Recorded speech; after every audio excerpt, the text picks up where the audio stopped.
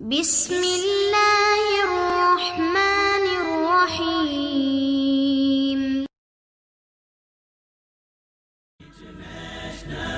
Islamic Research Center. السلام علیکم ورحمۃ اللہ وبرکاتہ۔ سوال یہ ہے کہ کیا قربانی کرنا پورے گھر کی طرف سے ایک ہی سرپرست کے اوپر واجب ہے؟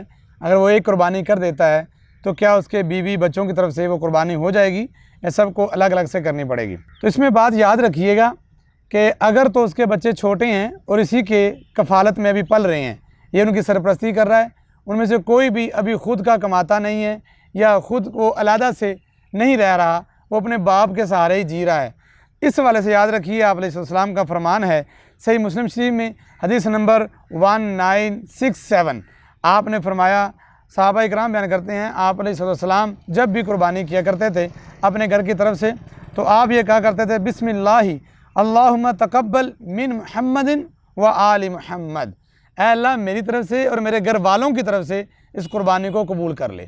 تو گھر والوں کی طرف سے ایک ہی بندہ جو خود سرپرست ہو وہ ایک قربانی اگر کر لیتا ہے، جانور لیتا ہے، بکرا یا دمبا وغیرہ لیتا ہے، تو وہ اس کی قربانی ایک ہی پورے گھر والوں کی طرف سے ہو جائے گی۔ یا وہ گائیں وغیرہ یا اسی طرح سے اونٹ میں حصہ ڈالتا ہے تو اس کا ایک حصہ جو ہے وہ پورے گھر والوں کی طرف سے ہو جائے گا۔ اسی طرح سے یہ بات سیدنا ابو ایوب انصاری رضی اللہ تعالیٰ عنہ وہ ارشاد فرماتے ہیں، کان الرجل فی عہد النبی صلی اللہ علیہ وسلم، نبی پاک علیہ السلام کے زمانے میں کوئی بندہ تھا جو ایک ہی بکری جو ہے وہ ذبح کیا کرتا تھا، وعن آل اہل بیتی ہی، اپنی طرف سے اور اپنے پورے گھر والوں کی طرف سے، فیاکلون، اور وہ خود بھی کھاتے تھے اور وہ لوگوں کو بھی کھلاتے تھے۔ اس بارے میں وہ کسی قسم کا یہ نہیں سمجھتے تھے کہ شاید یہ لوگوں کی تقسیم کرنی ہے، ہم نے گھر میں نہیں کھانی۔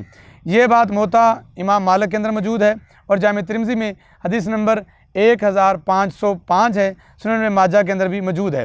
تو یہ دونوں حدیثیں اس بات کی بین دلیل ہیں کہ اگر گھر کا سربراہ ایک قربانی کرتا ہے تو پورے گھر والوں کی طرف سے وہ قربانی ہو جائے گی۔